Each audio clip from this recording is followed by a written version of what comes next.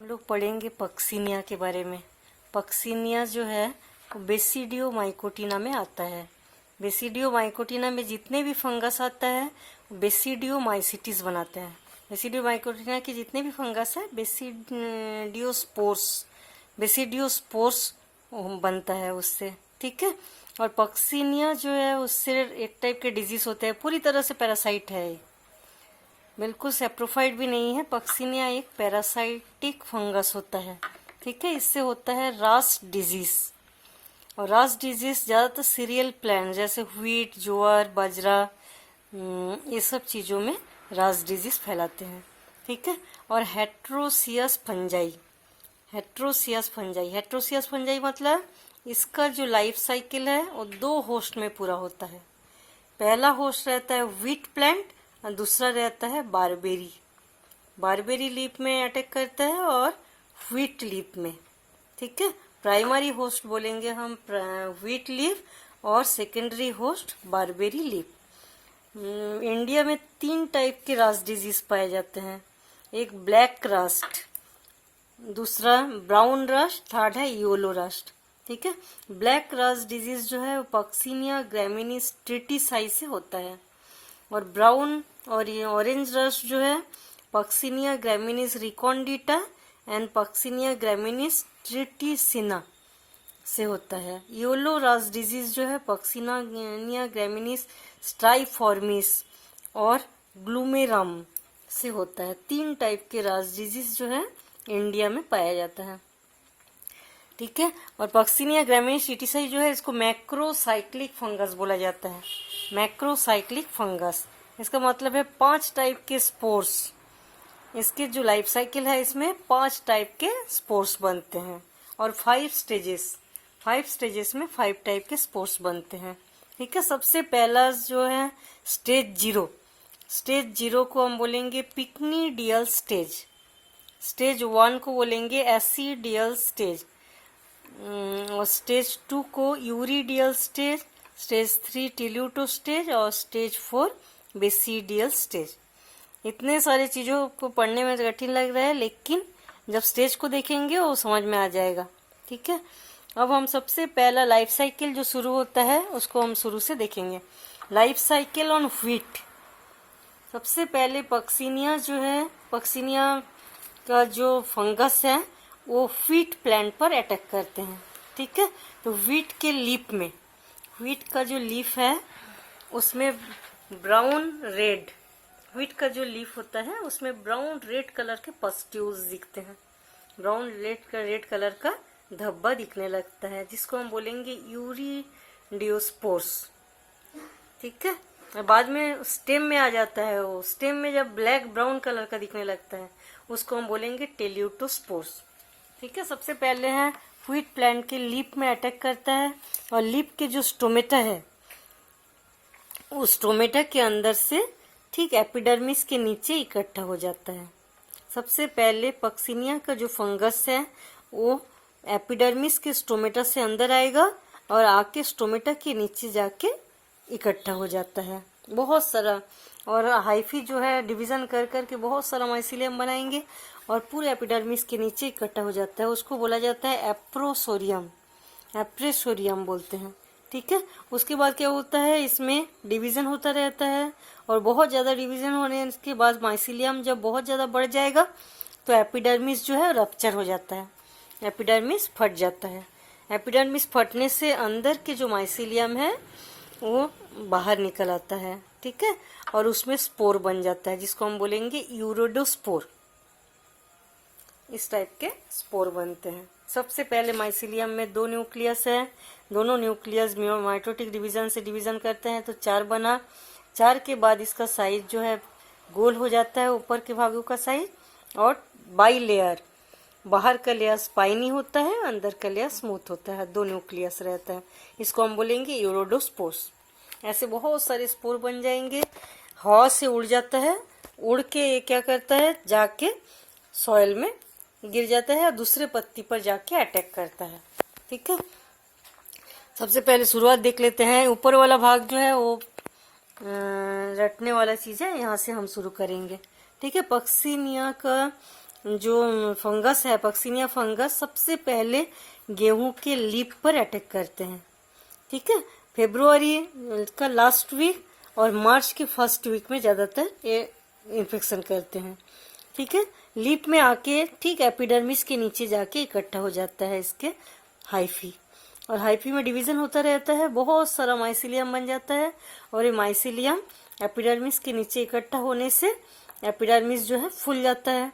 फूलने के बाद ये एपिडर्मिस फट जाता है, और फटने से पूरे माइसिलियम से स्पोर्स बाहर आ जाते हैं। ठीक है, इसमें बहुत सारे यूरोडोस्पोर्स रहता है, और यूरोडोस्पोर्स हवा में उड़ के नीचे गिर जाता है और दूसरे लीफ पर अटैक करता है। उस स्पोर्स से जार्म ट्यूब निकलेगा, और जार्म ट्यूब जो है उससे नया माइसिलियम बन जाता है। ठीक है, दूसरे लीफ पर अटैक करेगा, फिर उसका लाइफ साइकिल चलाते रहेगा। इसमें यूरोडोस्पोर्स जो इसके अंदर जितने भी माइसिलियम हाइफी है उस दो न्यूक्लिएट मतलब बाई न्यूक्लिएट होता है। ठीक है, ये दोनों न्यूक्लियस डिवीजन करके 4 बनाएगा, और ऊपर वाला भाग जो है एक नीचे वाला भाग बनाता है स्टॉक, ऊपर वाला भाग जो है यूरोडोस्पोर्स बनाते हैं। ठीक है, अब ये पूरे यूरोडोस्पोर हवा से नीचे गिर जाएगा और दूसरे लीफ पर अटैक करेगा। इसके बाद ये फर्स्ट स्टेज हो गया, इसके बाद है सेकेंड स्टेज। सेकेंड स्टेज जो है इसको हम बोलेंगे टीलिसियल स्टेज।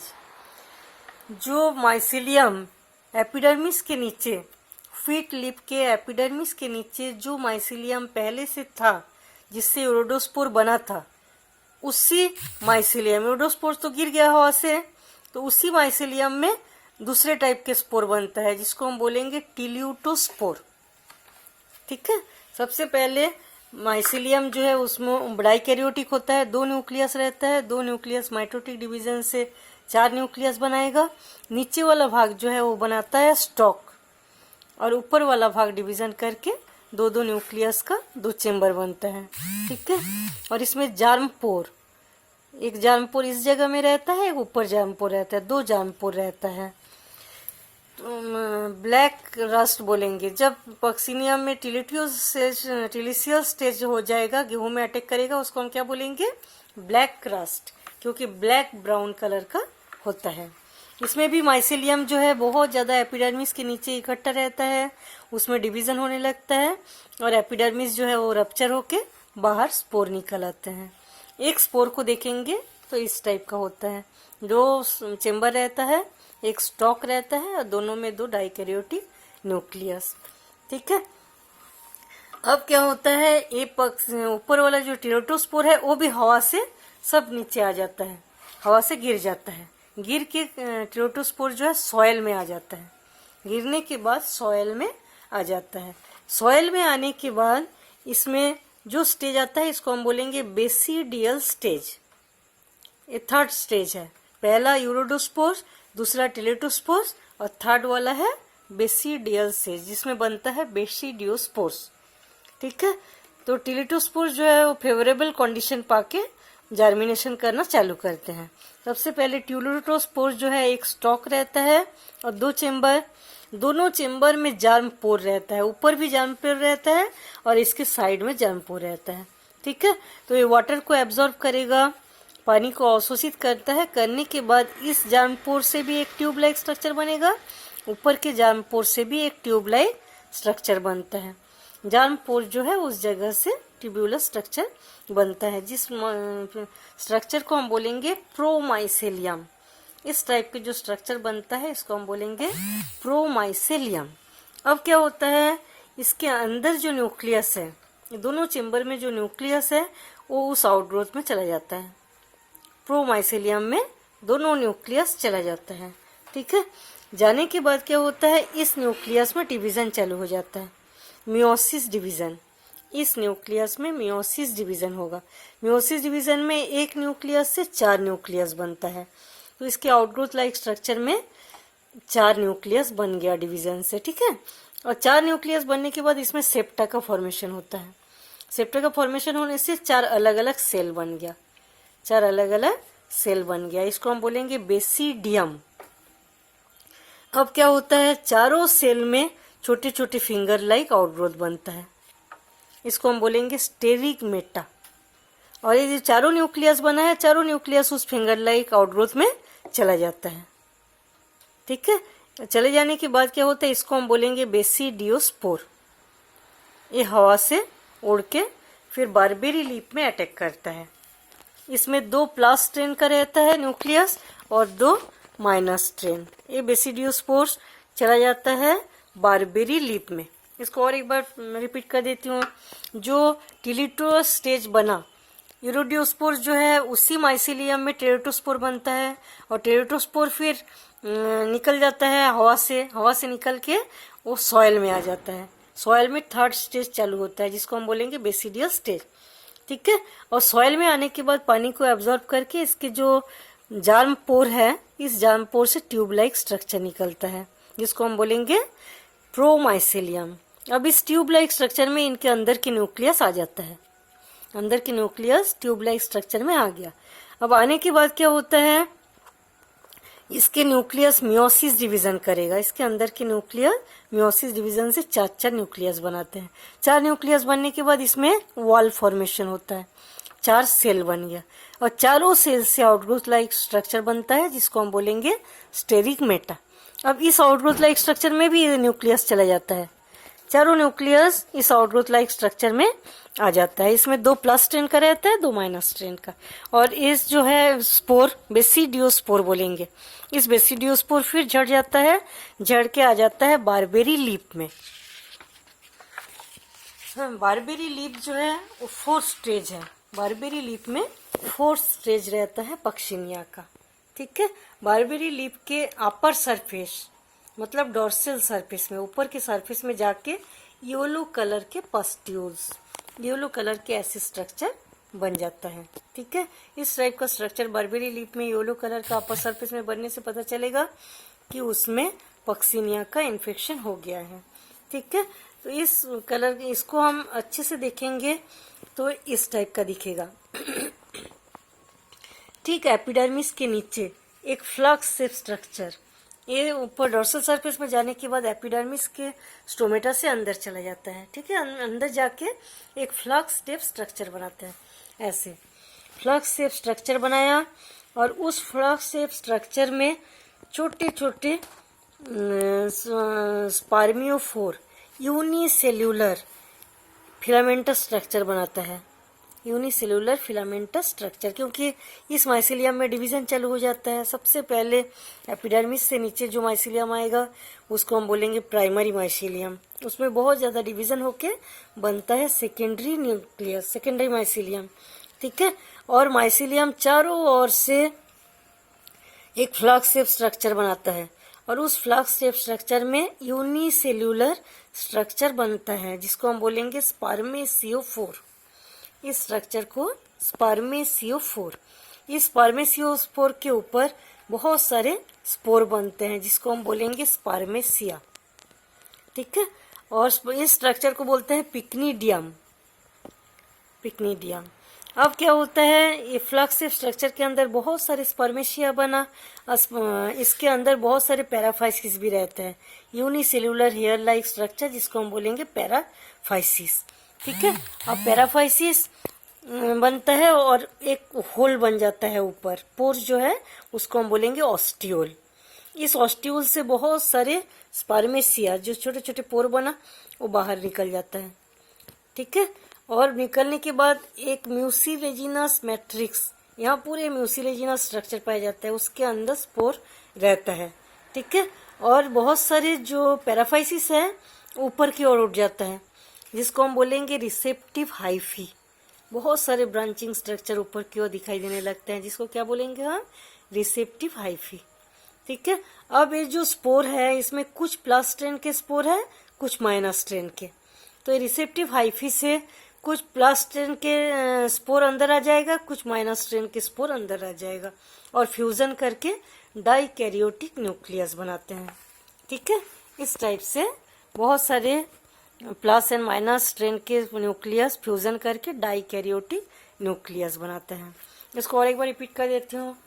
3rd स्टेज में जो बेसिडियम्स बना, वो बेसिडियोस्पोर बनने के बाद आके बारबेरी लीफ में अटैक करता है।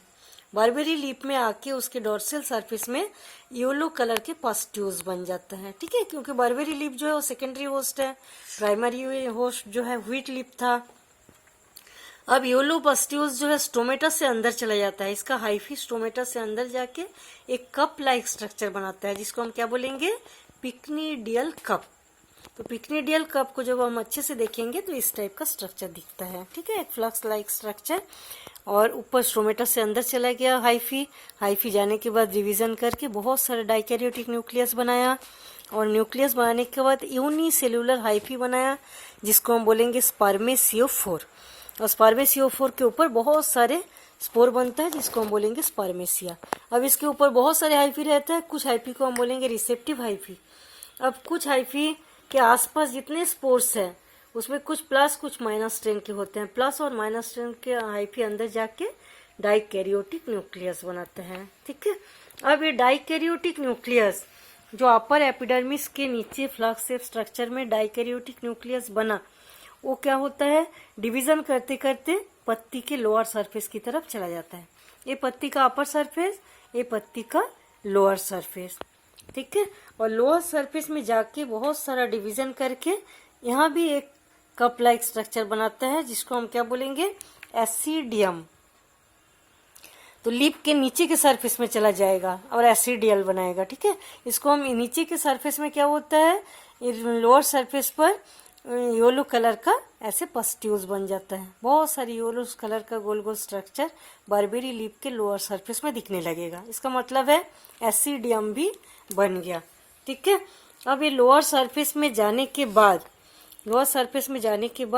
बहुत सारा डिवीजन करता है और बहुत सारे स्पोर बनाएंगे, ठीक है। वो इसमें जितने भी होस्ट सेल जो लीफ में अटैक करता है उसको होस्ट बोलते हैं, होस्ट सेल। तो होस्ट प्लांट के जो लीफ है इसके पूरे सेल को खराब करता जाता है, क्योंकि फंगस है, इन्फेक्शन। फंगस क्या करता है, आसपास के सेल के अंदर जो फूड मटेरियल रहता है उसको एब्जॉर्ब करते हैं, एब्जॉर्ब करके उसका आगे बढ़ते रहते हैं, ठीक है। तो ये आसपास के होस्ट सेल को पूरा खराब कर दिया, करके नीचे लोअर सरफेस में चला गया। लोअर सरफेस में जाने के बाद ये डिवीजन करता रहता है और करके बहुत सारे स्पोर बनाएगा। इस स्पोर को क्या बोलेंगे, एसिडियोस्पोर, ठीक है। लोअर एपिडर्मिस, लीफ के लोअर एपिडर्मिस को भी रप्चर कर देते हैं और स्पोर बाहर निकल जाता है। स्पोर बाहर निकलने के बाद कुछ स्पोर जो है, स्पोर एक पहले चेन में रहता है, एक स्पोर बड़ा होता है और बीच में इंटरकैलरी सेल, फिर एक स्पोर बड़ा रहता है, फिर इंटरकैलरी सेल, ऐसा रहता है। बाद में बीच का वॉल टूट जाता है और स्पोर बाहर हो जाएगा, ठीक है। स्पोर बाहर करने जाने के बाद फिर इसमें जार्म ट्यूब निकलता है, और जार्म ट्यूब निकलने के बाद वो नया फिलामेंट बनाएगा, ठीक है। नया फिलामेंट बनाने के बाद फिर जाके गेहूं के लीफ में अटैक करेगा और यूरोडोस्पोर बनेगा, इससे बनता है यूरोडोस्पोर। इस टाइप से इसका पूरा लाइफ साइकिल चलता रहता है। इसको लोअर सरफेस को एक बार रिपीट कर देते हैं। बारबेरी के लोअर सरफेस में ये जो बन गया पिक्निडियोस्पोर्स, पिक्निडियोस्पोर बनने के बाद जो डाइकैरियोटिक न्यूक्लियस बना वो जाके लोअर सरफेस में अटैक करता है, ठीक है। लोअर सरफेस में चला जाएगा नीचे से, पूरे सेल को खराब करते हुए लोअर सरफेस में, और जाके इस टाइप का पस्ट्यूल्स दिखता है जो cup like structure yellow colour का। और जाने के बाद पूरे सेल को खराब करते करते नीचे जाके और एक स्ट्रक्चर बनाता है, बेल शेप्ड ऑरेंज कलर का स्ट्रक्चर बनाएगा, जिसको हम क्या बोलेंगे,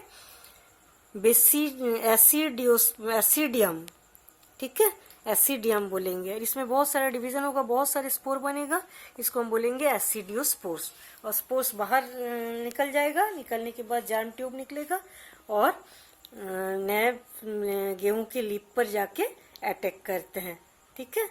और अटैक करने के बाद यूरोडोस्पोर बनता है, फिर लाइफ साइकिल इसका ऐसा चलता रहता है। इसमें एक चीज आजकल क्या किया जा रहा है, इस रास डिजीज जो है बहुत जल्दी जल्दी फैलता है और बहुत जल्दी जल्दी पूरे गेहूं के खेत को खराब कर देता है, ठीक है। तो ज्यादातर ऐसा होता है कि गेहूं के प्लांट्स जिस जगह में रहता है और बारबेरी लीफ, जैसे यूपी में सबसे ज्यादा गेहूं होता है लेकिन बारबेरी लीफ वहां नहीं पाया जाता, और साउथ में भी कुछ जगह बहुत ज्यादा गेहूं के प्लांट से पक्सिनिया का इन्फेक्शन देखा गया है, लेकिन बारबेरी लीफ नहीं पाया जाता। बहुत खोजने के बाद पता चला कि ये पहाड़ के जैसे ऊपर से आके एयर के माध्यम से आके जाके नीचे जाके वो अटैक करता है। ठीक है, तो इसके प्रिवेंट गेहूं के आजकल क्या किया जा रहा है, कुछ रेजिस्टेंस वेराइटीज बनाया जा रहा है जिससे कि रास्ट डिजीज उसमें रास्ट का इन्फेक्शन ना हो। ठीक है, तो रेजिस्टेंस बहुत सारे वेराइटीज में, कुछ वेराइटीज जैसे केनिया व्हीट और NP165, NP120 इनके बीच क्रॉस कराया जाता है। और क्रॉस कराने के बाद जो व्हीट बनता है उसमें ऐसा देखा गया है कि रास्ट का इन्फेक्शन जल्दी नहीं हो पाता है पक्सीनिया का।